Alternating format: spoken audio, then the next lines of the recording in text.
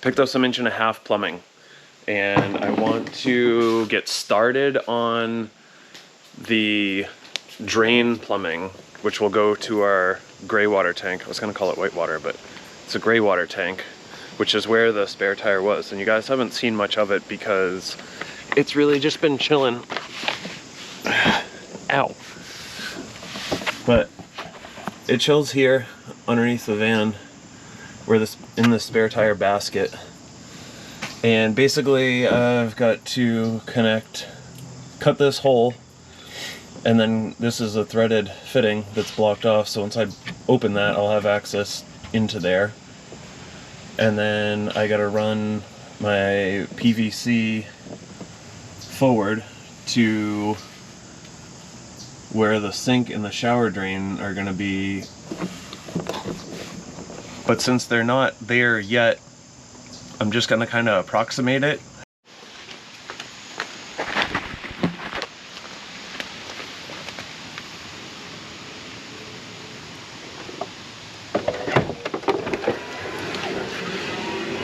Sorry, buddy. I didn't mean to scare you, dude. That's just how it works. It's okay. I got our floor installed.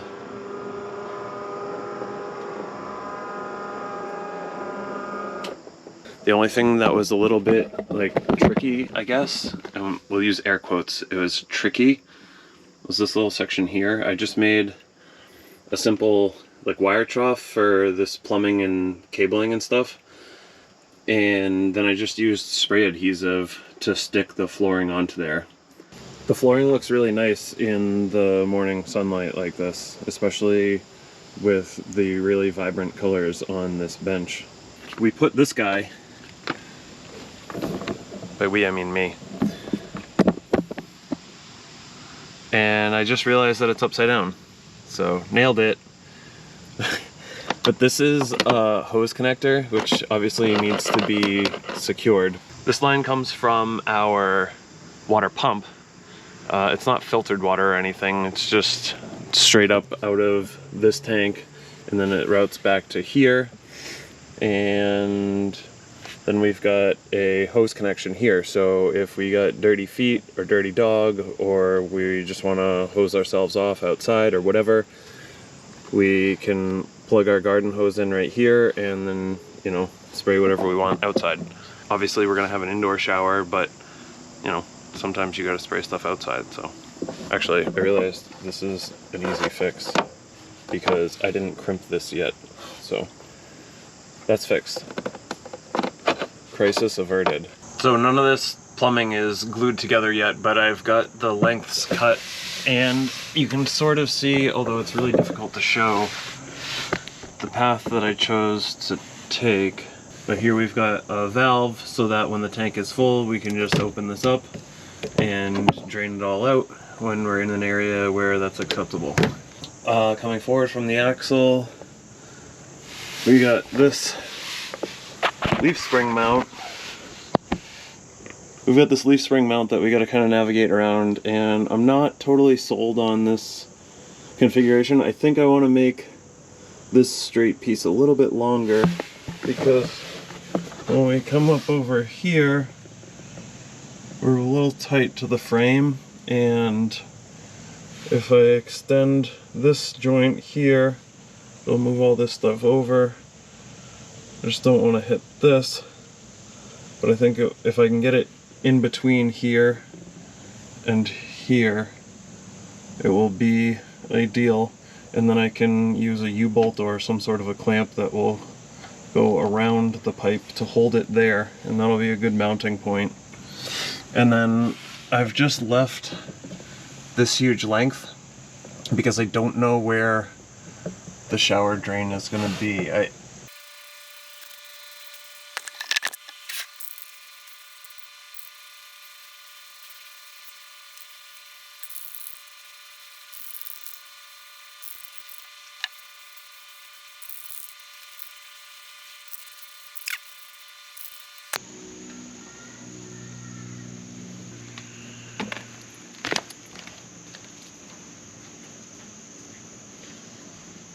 Welcome back.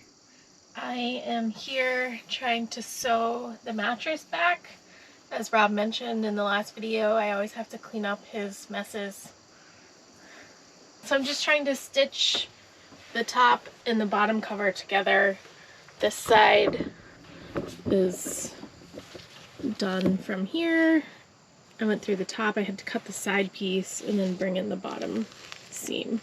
So it looks a little funky here, but you know, it's gonna be fine enough. So I'm working on this side now. And I thought it was gonna be done today, but it's a lot of hand stitching, so I think it's gonna take me more than today. Do you want to show them your lights? Yeah, but they're over there. We put some dome lights in here. This one's just temporary, but I had to put this one in because it's the first in the circuit. I suppose I didn't have to, but I did. But it's gonna have to come out when the real ceiling panel goes in. And then we got one back there, and we got one up here, and another one back there. And then the rest of the wires, because we're gonna put one here, and we're gonna put one here, where the blue tape is. But obviously we can't do that yet, because we don't have that ceiling. And one right here. Yeah, this one's on a different circuit, because this will be inside the toilet. Not inside the toilet. Well, you know. And we did a very nice job wiring the switches, and we got a dimmer installed here. Very nice. So this is permanent. Top shelf. It's gonna be just like that. I can turn them on. Wow, do it again. Wow, look at that.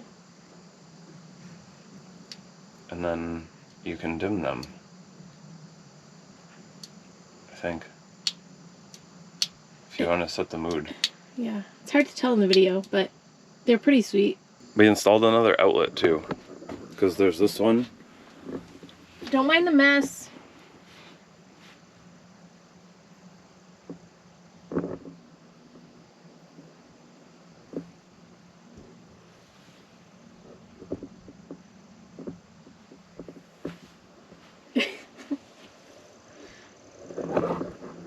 That's van life.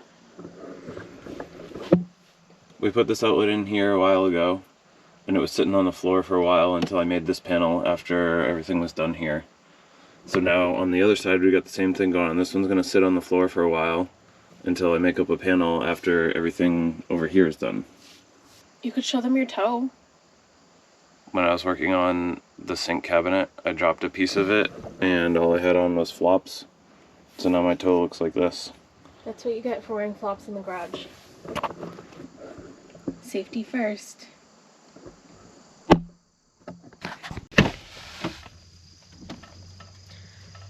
So we also installed a bug screen back here on the rear door to keep out bugs. Go figure. And it's pretty good. Rob installed it. It just goes into this gasket here. So it took a little bit of repositioning to get it so it wasn't too tight so the magnet will close.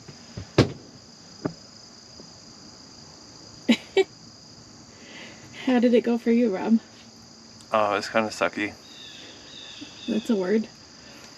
So basically the screen is rolled up right now and there's a zipper on each side and a magnet in the middle. The one thing we haven't done yet is trim off the excess fabric on the sides because I think that I want to, oh, hi. We have these, I don't know if you guys can see, hang on. This pillar here that has holes in it and we've stuffed it with the wool. I would like to cover this with fabric. So I was thinking to put the tweed on this pillar to just glue it on. But I want it to have a finished seam. So I think I can just make the tweed go into the same gasket as the bug screen. But I have to go to work in a few hours, so I don't think that's enough time to do it today. So hopefully later this week I can get that done, and then we can trim the bug screen and have it completely installed, at least on the rear door. This is what this thing looks like in its panel. Wow. So you just flip this guy open, and then you connect your little hose. Quickly. And yeah, it's just you push it in and it's like a quarter turn. It's a quick connect. Yeah, and you don't have to turn on a valve afterwards. There's just always pressure there if the water pump is on. So that's gonna be sweet for outside water access. Yeah, if you need to hose something off very fast.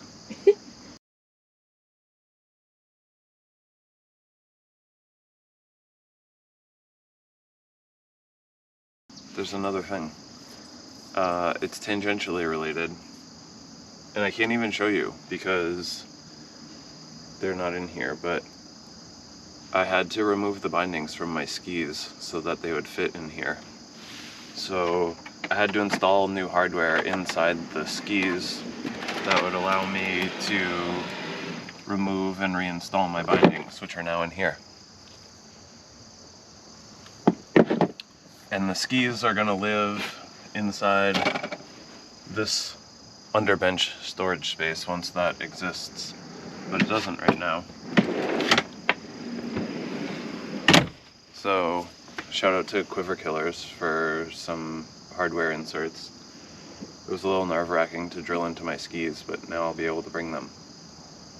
I don't know if you guys see this piece. This is not permanent. This is just to hold the mattress in when we're lifting and lowering it, but we are going to be replacing that with something that looks nicer.